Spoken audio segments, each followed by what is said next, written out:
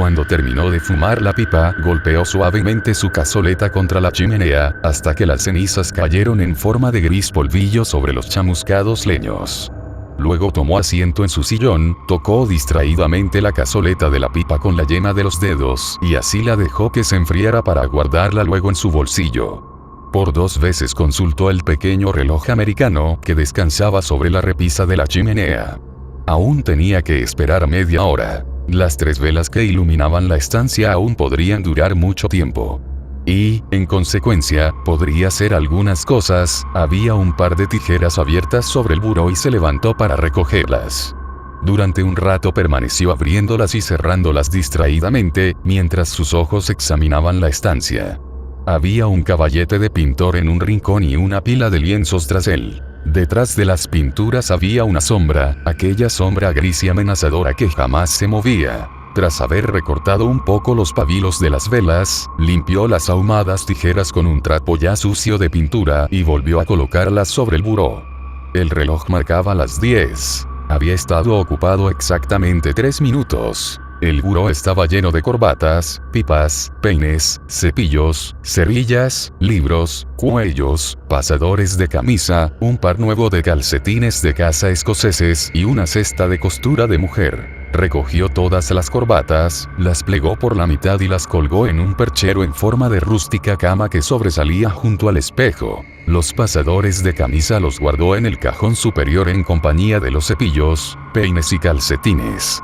Limpió el polvo de los libros y colocó estos metódicamente sobre la repisa de la chimenea. Por 2 veces extendió la mano para coger la cesta de la costura, pero la mano cayó de nuevo a lo largo de su costado y se volvió para contemplar el moribundo fuego. En el exterior de la ventana cuajada de nieve, un postigo suelto golpeaba rítmicamente contra la pared a impulsos del viento, hasta que abrió la ventana y lo sujetó firmemente. La nieve blanda que se había estado acumulando en la ventana durante el día se había endurecido ya, y tuvo que quebrar su pulida superficie para encontrar la oxidada bisagra del postigo. Se inclinó hacia afuera durante un momento, apoyando las ateridas manos sobre la nieve. Más allá del jardín desolado y del vallado vio el río Negro, que se perdía en la tristona distancia. Una vela chisporroteó a su espalda. Una hoja de papel de dibujo cayó al suelo, y cerró la ventana, volviéndose hacia el cuarto, con ambas manos metidas en los bolsillos. El pequeño reloj americano que descansaba sobre la repisa de la chimenea continuaba funcionando normalmente, dejando oír su regular tic-tac, pero las manecillas parecían avanzar lentamente, aun cuando se daba cuenta de que no había estado ocupado esta vez más que 5 minutos. Se acercó hasta la repisa y contempló de cerca las manecillas del reloj. 1 minuto transcurrió, 1 minuto que para él fue más largo que 1 año. Examinó una vez más el cuarto y comprobó que el mobiliario estaba bien dispuesto, una silla o 2 de pino amarillo, una mesa, el caballete y, en un rincón, la cama bajo 12 el acortinado. Y detrás de cada pieza de mobiliario, sombras que nunca se movían. Una pequeña llama pálida surgió del humeante tronco que quemaba en la chimenea. Se escuchó en el silencio de la estancia el extraño siseo de los gases de la madera. Al cabo de un momento comenzó a arder el leño definitivamente. Lo envolvía una alegre llama amarilla. Entonces se movieron las sombras. No las sombras que había detrás de los muebles, estas jamás se movían, sino otras, delgadas, grises, confusas, que parecían envolverle con sus finos dibujos, y que parecían temblar. No se atrevía a pisarlas porque le parecían demasiado reales. Llenaban el suelo alrededor de sus pies, tocaban sus rodillas, y caían sobre su pecho como sogas. Alguna noche, en el silencio de los pantanos, cuando el viento y el río guardaban silencio, había temido que aquellos retazos de sombra pudieran ceñirle, trepar más alto hasta llegar a su garganta y ahogarle. Pero aún así sabía que aquellas otras sombras jamás se moverían, aquellas grises formas que parecían arrodillarse en cada rincón. Cuando miró de nuevo al reloj, habían transcurrido 10 minutos más.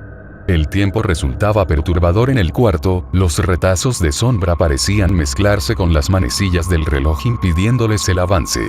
Se preguntó si las sombras serían capaces de estrangular al tiempo, alguna noche, cuando el viento y el tranquilo río guardasen silencio. Los tablones del suelo crujieron. se inclinó y arrastró hacia sí sus almadreñas, que estaban colocadas muy cerca del guardafuegos de la chimenea, y las calzó sobre las zapatillas. Cuando se incorporó, sus ojos se clavaron mecánicamente en la repisa de la chimenea, donde, entre sombras, había otro par de almadreñas, un poco más pequeñas y de línea más esbelta, unas almadreñas delicadas, talladas en haya roja.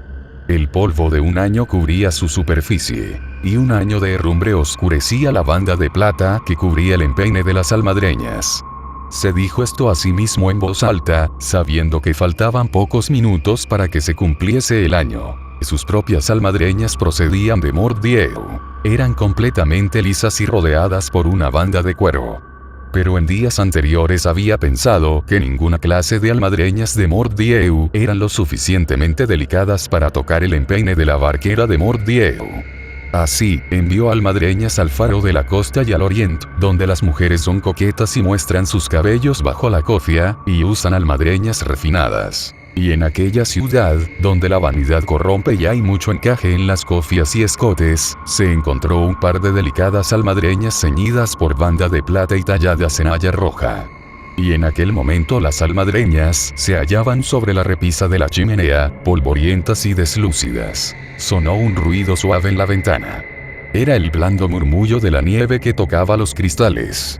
El viento también murmuraba algo bajo los aleros. Muy pronto comenzaría a murmurarle algo desde la chimenea, él lo sabía, y así se llevó ambas manos a los oídos y miró al reloj. En la aldea de Mordieu, las ventanas cantan todo el día los secretos del mar, pero por las noches los espectros de los pequeños pájaros grises llenan las ramas de los árboles, cantando a la luz del sol de pasados años.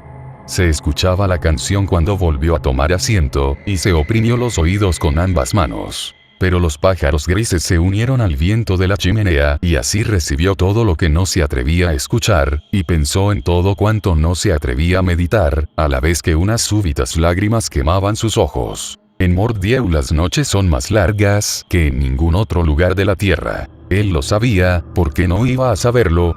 Esto había sido así durante un año. Antes había sido diferente. Hubo antes tantas cosas diferentes. Días y noches entonces se esfumaban como si fueran minutos. Los pinos no cantaban los secretos del mar y los pájaros grises aún no habían llegado a Mordieu. Y también estaba Jeanne, la barquera de Carmes. Cuando la vio por primera vez ella estaba impeliendo el ferry esquife que iba desde Carmes a Mordieu, con la roja falda ondulando por debajo de la rodilla. La próxima vez que la vio tuvo que llamarla desde el otro lado del plácido río. Barquera. Y ella llegó, impulsando con su larga pértiga el chato esquife, fijando sus ojos pensativamente en él, mientras la roja falda y el pañuelo flameaban bajo el viento de abril. Luego los días fueron pasando y diariamente sonaba el grito de barquera. Grito que se fue haciendo más alegre, y la lejana respuesta de "ya voy" surcaba el agua como música teñida de risas. Después llegó la primavera, y con la primavera el amor, un amor libre que cruzaba en el ferry desde Carmes hasta Mordieu. Silbó una llama en la chimenea, parpadeó, y estalló una burbuja de vapor de madera, apagándose y encendiéndose nuevamente. El reloj sonó con más fuerza y la canción de los pinos invadió la estancia. Pero en sus ojos enrojecidos se reflejaba un paisaje de verano, un paisaje en el que navegaban las nubes y una blanca espuma se rizaba bajo la proa del pequeño esquife. Y él se oprimió más los oídos con sus manos para ahogar el grito de barquera. Y entonces, durante un momento, el tic-tac del reloj cesó. Era hora de irse, ¿quién sino él sabría mejor? Él, que había salido a la noche desde aquel primero y extraño invierno, por la noche cuando una voz le respondió desde el río. La voz del nuevo barquero. Nunca había vuelto a oír la voz de ella. Y así descendió por los escalones de madera, sosteniendo en la mano una lámpara, hasta salir al exterior, bajo la tormenta. Avanzó a través de torbellinos de nieve, sobre montones de algas congeladas, balanceando la lámpara hasta que su reflejo sobre el agua le detuvo. Luego gritó a la noche: "Barquera". Salpicó su rostro el agua helada y la lámpara se apagó. Escuchó el distante tronar de las olas que atacaban la barra, y el ruido de poderosos vientos entre los arrecifes cubiertos de algas. "Barquera". Al otro lado del río, negro como un mar de pez, brilló durante un momento una luz diminuta. Y de nuevo gritó: «Barquera. Ya voy». Palideció terriblemente porque aquella era la voz de ella, ¿o acaso se había vuelto loco? Y así saltó al interior de la helada corriente, hundiéndose en ella hasta la cintura y gritó otra vez, pero su voz se quebró en un sollozo. Lentamente, destacándose entre la niebla, el esquife tomó forma acercándose más y más. Pero ella no blandía la larga pértiga, él se dio cuenta inmediatamente. Allí había un hombre alto y delgado y cubierto hasta los ojos por un traje de tela encerada, y él saltó a bordo y apremió al barquero para que se diera prisa. En medio del río se puso en pie y gritó: «Jeanne». Pero el rugir de la tormenta y el crujido de las olas heladas ahogaron su voz. Sin embargo, la oyó otra vez, y ella mencionó su nombre. Cuando finalmente el esquife tocó tierra, él encendió de nuevo la lámpara y temblando corrió tropezando por entre las rocas, y llamándola, como si su voz pudiese silenciar aquella otra voz que había hablado en aquella misma noche hacía un año. No pudo lograrlo. Se dejó caer de rodillas, temblando, y miró hacia la oscuridad, donde el océano rugía al mundo. Entonces se movieron sus rígidos labios, y repitió el nombre de ella, pero la mano del barquero se apoyó suavemente sobre su cabeza. Y cuando alzó los ojos vio que el barquero estaba muerto.